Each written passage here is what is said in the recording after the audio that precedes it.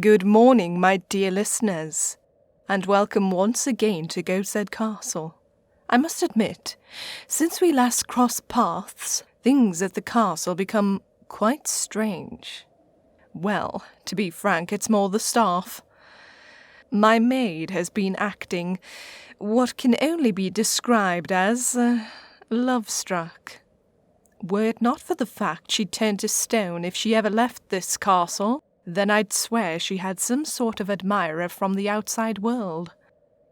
My butler Jeeves is also acting quite strange, and by that I mean stranger than normal.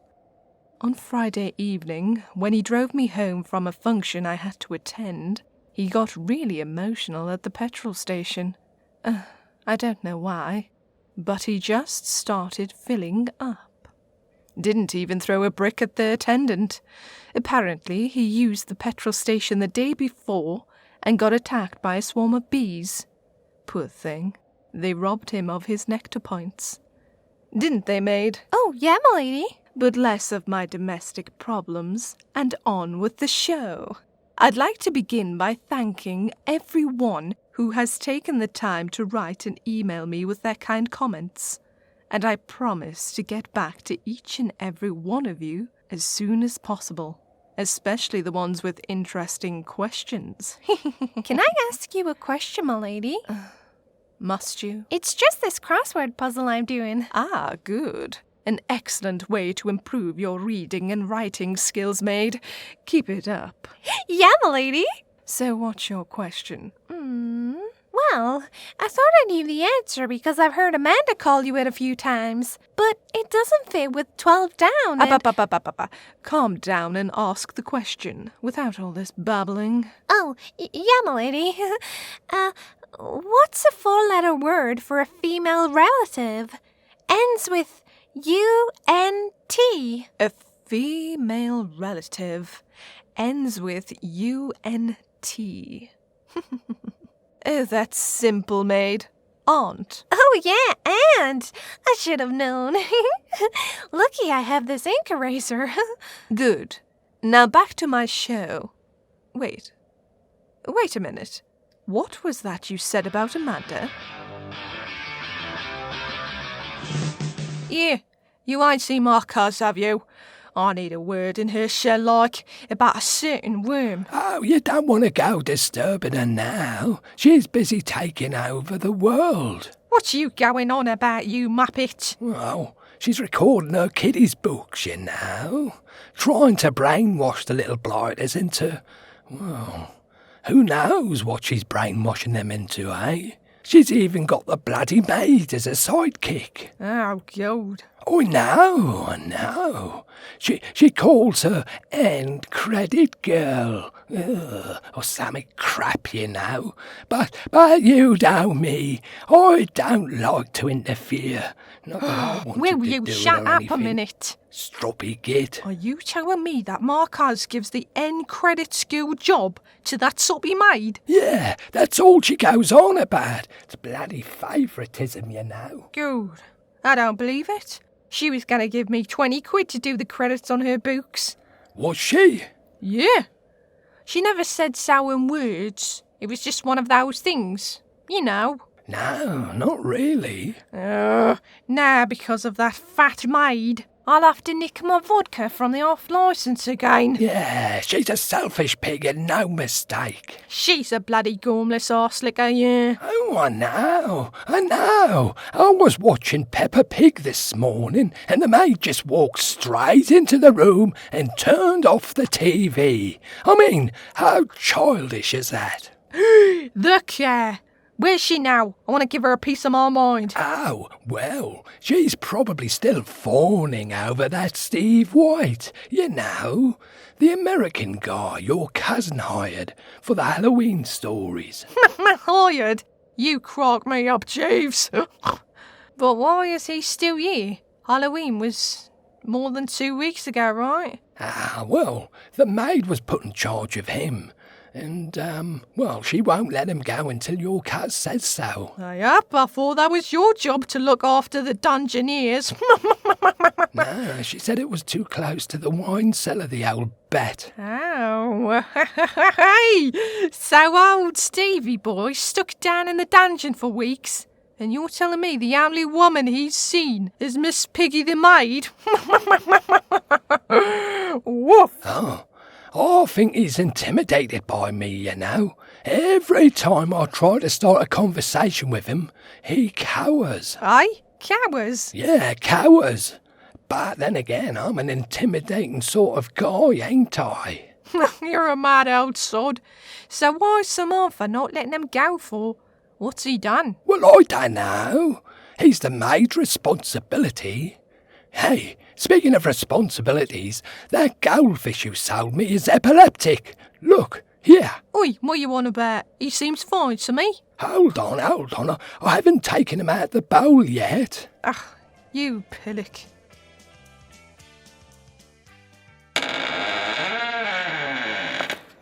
Here you go, Mr. Wyn. Your breakfast. I've told you. Call me Steve. Oh, you? Would you like me to feed you again? No, that's fine. But have you given any more thought to what we discussed earlier? You mean emptying your bucket more than once a day? No. I'm talking about us two. You know, running away together. All you have to do is unlock these chains and we... Now, I've told you before, you have to stay in here until my lady gives me word to let you go. About that, I'm pretty sure she's forgotten I'm here. Why don't you just go get her and we'll... I can't disturb my lady now. She's recording another book. And you know what? I get to do the end credits. You know, maid, I narrate books too. I know. I have most of them, silly. Well, are you thinking what I'm thinking? I don't know. I'm thinking about the local weatherman, Owain Wyn Evans, stripped naked and covered in sugar frosting, riding a bicycle made for two. What are you thinking? Something else, actually. Oh my goodness. It's not getting trapped in a lift again with a spooky long-haired girl with black eyes, is it? Huh? No.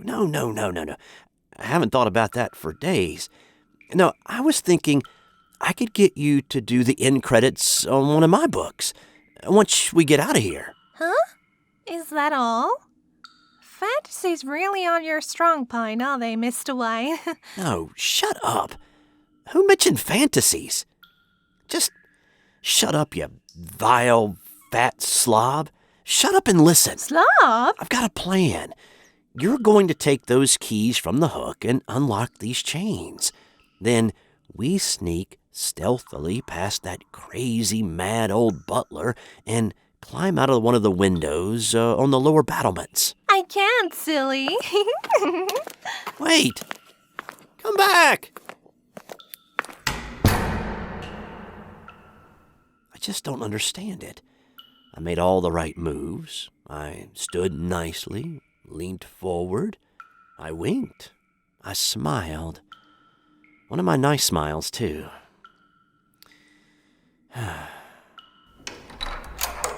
I'll be back later with your lunch, Mr. Wyn. Aha!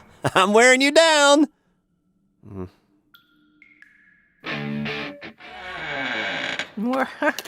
Hey, what have we got here, then? Thank God. A normal person.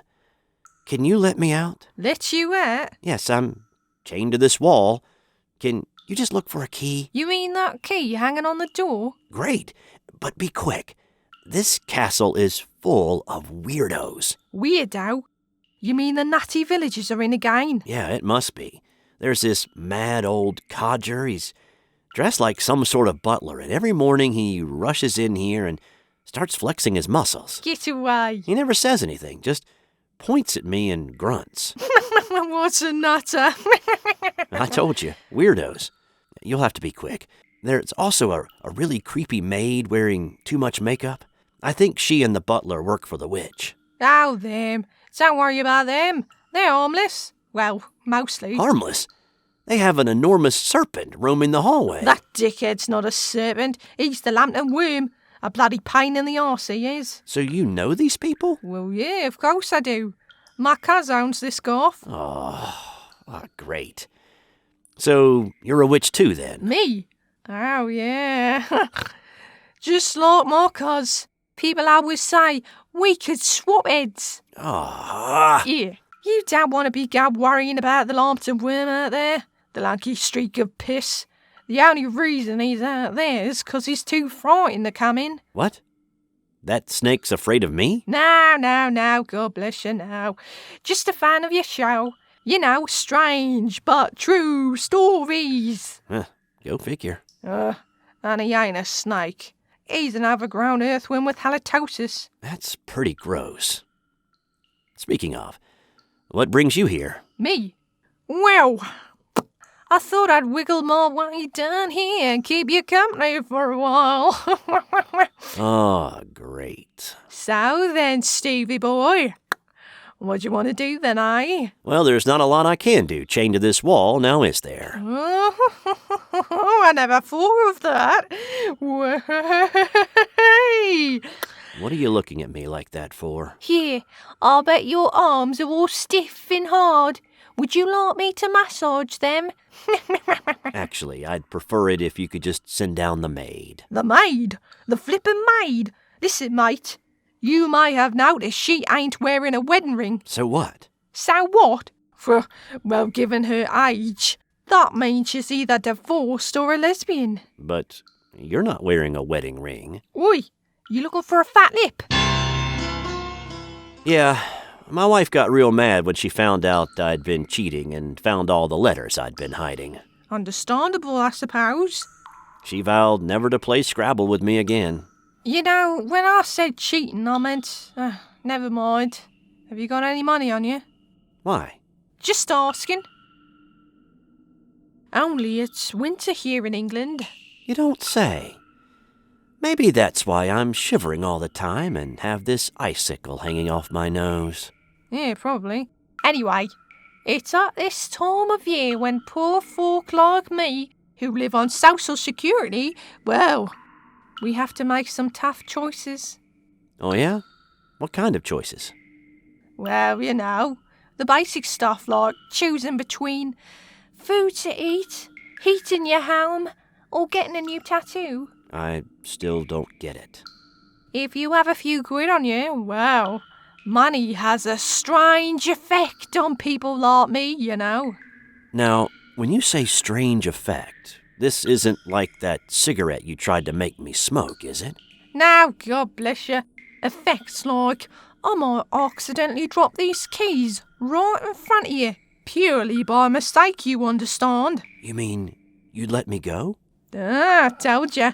Money has this strange but true effect on me. I'll even throw in this nude picture of Jeremy Corbyn for good luck. Okay, sure, that's fine with me. I've got $35 in my pocket. If you let me go, it's yours. Bucks? You mean dollars? Yeah. Oh, so useless then, eh? You could take them to the bank and get them... Woulda, coulda, shoulda, Steve. Wait. Woulda, coulda, shoulda. Where are you going? Smell you later. Amanda, come back. I thought we had a connection.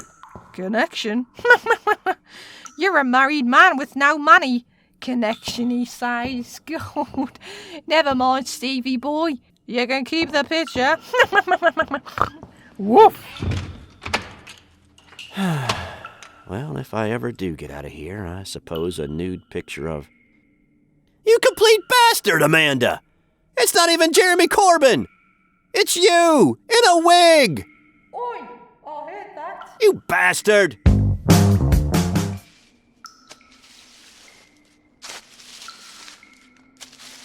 Hello? Is anyone there? Oh, shite, you've seen us then. Wow. You talk? We are you talk, you cheeky bugger. Well, great. So, can you be a pal and pass me that key over there? Oh, are you trapped here, are you?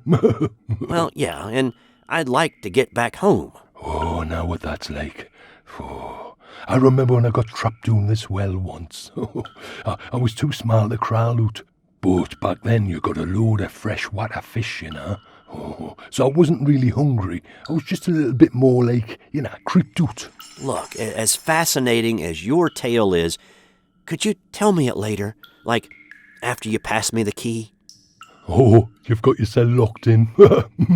Aye, well, I've done that a few times myself. It hurts the wrists, though, doesn't it? But you haven't got any hands. I don't know, but I always found me way out of these chains. I don't believe this. I'm chained in a witch's dungeon, talking to a 20-foot earthworm. Aye, it's a funny old world. To think, I used to be scared of bugs when I was a kid. Was you big puddin'? Yeah, when I was young and I used to think earwigs actually lived in your ears. Oh, man, didn't say that, you're making us itchy. I remember being quite terrified of cockroaches. Phew, aye, I bet. No, with me, it's boards. Excuse me? Did you say boards? As in floorboards or... No, you daft git. Boards, you know, flying about pooping on things, boards. Oh, birds. Yes. God, these Americans do not speak funny. Is it just certain birds, or is it all birds that creep you out? Oh, the little bastards. The mech is sick. Have you ever seen what they eat? Nah. Aye, I punched a spuggy in the mouth the other day just for looking at us funny. You know. I'm sorry, I don't even have an idea what you just said. Yeah, I've been listening to your series. You know, strange but true stuff. Yeah, your friend Amanda told me. She's nae maid of mine. We just share a house. And I mean, it's purely academical, you know. Nae hanky-panky out, so feel free to fill your boots if you want to. You know, if that's what floats your boots. Okay? What? Yeah, sure. Okay. No, that shoe of yours. What can I say? Well, I couldn't help but notice that I haven't been on it. All right. Have you written to me with a story? No, man. I mean, you haven't had any stories about me. Did you say a story about boots? Eh? We got no boots. No, I don't think we've ever featured a story about boots. Are they haunted boots? Cursed? From another time or dimension, perhaps? No, man. There's no boots, okay? Okay, so these are knee-high boots then. Oh, will you shut up about boots? So, you're a worm? Yes, the Lambton worm. Well, sort of. It's a long story. Well, I've got nowhere to go. Aye, well, I didn't like to talk about it, right? What do you want to talk about? Well, it's funny you should ask us that, Steve, because I'm a bit like you. I'm interested in things that most people didn't even think about. Oh, I see. You like tales of the light side, the dark side, and the other side? Aye, something like that. So, what sort of things do you wonder about? Well, Steve, that is another good question, because for a long time now, I have been very interested in earwax. Earwax? Aye, ever since I found out you can't use it for candles. Can you believe it? Strange, but true. To be honest, Mr. Worm, I've never thought about it. You see, earwax isn't really wax. Aye, it's really a combination of secretions from the outer ear. Mainly oil from sweat mixed with dead skin and muck and bits of hair. Well, you certainly know a lot about earwax. I told you, I know a lot of stuff about things that most people didn't even think about. So, what are you then? Are you a moist brown or a flake? What? Earwax. You see, it's all down to genetics. Some people have dry earwax, which is grey and flaky. And other buggers, they have a moist earwax that's a bit like a shitty brown colour. Oh, please. So then, which are you? I'd rather not say. Oh, right, fair enough. Bit of a sore subject, was it? Not really, I'd just rather not talk about earwax, if you don't mind. How about testicular cancer? Have you ever given that any thought? I can honestly say that testicular cancer isn't something I'm comfortable talking to a worm about while being chained in a dungeon. Well, there you go then. Something to think about, isn't it? What is? Listen, Steve, just the other day I was outside in the front garden kicking me ball about when I thought to myself, no, you've already lost one to testicular cancer. So I started playing chess instead. I don't understand. Well, I'm just pointing out that it's little stuff like that, you know, little changes in lifestyle that can stop you getting testicular cancer. Fine. Okay. Right. Can we change the subject? Well, I wouldn't be so dismissive. Testicular cancer's on the rise. Twice as many British men get it now than they did in the 1970s. But I'm an American. And as I've already said, I'm uncomfortable talking about such things. Oh, you didn't want to get embarrassed. I mean, do you check yourself regularly? Seriously, Worm, you're starting to creep me out. Well, I have a tip for you. Baggy trousers. Baggy trousers? Yes, baggy trousers. I was like you once, too embarrassed to check myself. But then I started combining a quick scratch with a check. Nobody notices if you wear baggy trousers. Well, thanks for the advice. But as you see, I'm chained to the wall, so, couldn't reach to check myself, even if I wanted to. So, can you, please change the subject? No. This is too important. Look, I'm going to unlock you so you can have a quick check. What? Right, there you go. Thanks, Worm. My arms were going numb. I need bother. So, as I was saying, it's best to... Yeah, where you going? Remember, baggy trousers. Now, calm down, Mr. White, and explain slowly. Well, first, your maid, who's a lot stronger than she looks, chained me to a wall. Then she... Say no more. I understand the mix-up. You do? Of course. When I told the maid to escort you to the guest room, I forgot she sometimes refers to the dungeon as guest rooms. She's not the brightest spark in the fire. Well, what about this guy here? He saw me on a number of occasions. He could have said something.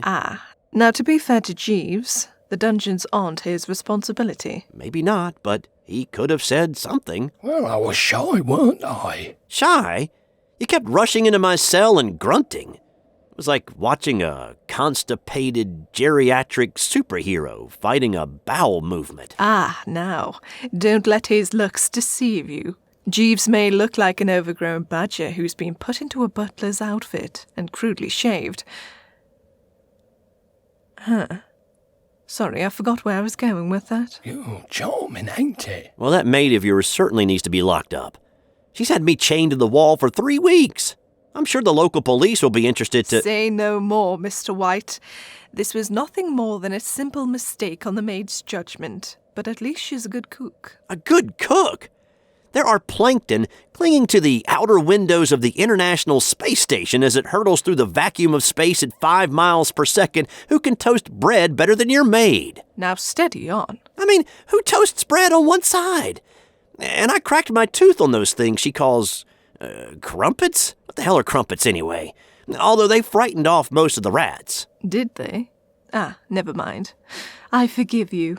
Now, Steve, back to more pressing matters. I'm all ears. What? Yeah, you've only got 2 ears, my lady. Quite, Jeeves. Oh. Now don't play coy, Steve. I can't wait to hear it. You've lost me.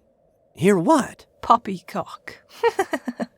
There's no time like the present, so why don't you enlighten and entertain all of my listeners with your story about... well, me, of course. Oh, not you too. Me too? What's that supposed to mean? Well, there was a giant earthworm thing, and he was saying earlier that I haven't... The Lambton bloody worm? That's the guy. Creepy fella. Talks a lot. Thinks his story should be heard. Yes. Well, me and he aren't anywhere in the same league. Ugh. Yeah, that's right. There's no song about you, my lady. What did you say? Oh, nothing, my lady. You know, you wouldn't want a song about you anyway, would you? Not about having googly eyes or eating children. No. So, I've been a guest in your castle for 3 weeks now and was wondering. Yes? Well, I don't suppose you could do me a favor. Say no more, Mr. White. 3 weeks in a dungeon where they don't serve tea is enough to drive any man to tears. So what's your poison? Poison? Yes. I have quite the collection on my herb racks. Yeah, that's a good one, Samantha. Who's joking? Anyway, I seem to have lost all my money and credit cards somewhere in this castle. And, the U.S. is quite a hike. So, you wouldn't mind doing some of your incantations to get me back home, would you? A spell, you say? Oh, God, she's got that look in her eye. Spells are not easy, nor are they cheap. Oh, I didn't realize they were expensive. Wait, since when do spells cost? They don't, as such. But that's besides the point. Come on, just a little twitch. That's how I got here. Mortals and your selfish ways. Magic doesn't work like that. Magic is a gift granted to witches for personal gain. Personal gain? Exactly. Now, if I were to cast a spell to transfer you back home, well, what would I gain from that? Your castle would be a little less crowded. Yes. But you didn't do as I asked. Which I'm guessing is to narrate a story about you. Precisely. So I'm not getting zapped back home then? M'lady, you said you wanted to see me? Oh, not you again. Oh, yes. I want you to take Mr. White to his chambers. What? No, I want to go home. Oh, you mean the guest room this time? No. Back to where he crawled out from. Hey, don't I get any say in this? Of course you do. And we'll speak again once you've completed my strange but true story. Ow! Hey, watch it! Put me down, you overgrown lump of earwax! Hey, I'm just following orders. Don't worry, Steve. You won't be alone down there. I hear that lovely Debbie McGee is almost finished with Celebrity Come Dancing. I have no idea who she is, but I bet she smells better than your maid. Hey! What is that smell? It's like when you stand in dog turds outside of a fishmonger's on a sunny day, but not in a good way. Oh, cram it. Ooh. I wish I had something to cram up my nose. Look, I'll have to call you back. I'm on air. Apologies, my dear listeners, but over the past few weeks I've been collaborating with the wonderful, talented children's author, Nicole Russin McFarland, and I'm delighted to say the audio version of The Hard-to-Please Princess will be available sometime next week, unless you're listening to the podcast version of this show, in which case it will be on sale now. But sadly, we have reached the end of our show. But as always, I'd like to thank each and every one of you for listening, especially you with the coffee-stained vest and shorts. Mr. Trump, really, have more respect. If you cannot bear to be away from the English witch with the magical voice, then type my name into Amazon and keep listening. Till next time, be seeing you.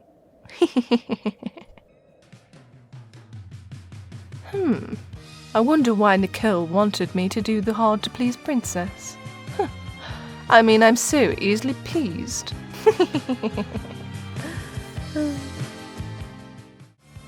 Hi, this is Steve White, and I've been listening to Samantha V. Hutton's Tales of the Light Side, the Dark Side, and the Other Side, but not out of choice. When I get out of this dungeon, you'll find my strange but true stories on YouTube. So be sure to look me up, won't you? Is that good? Can I go now? Can I get out of these chains? I'd like to go home. Hello?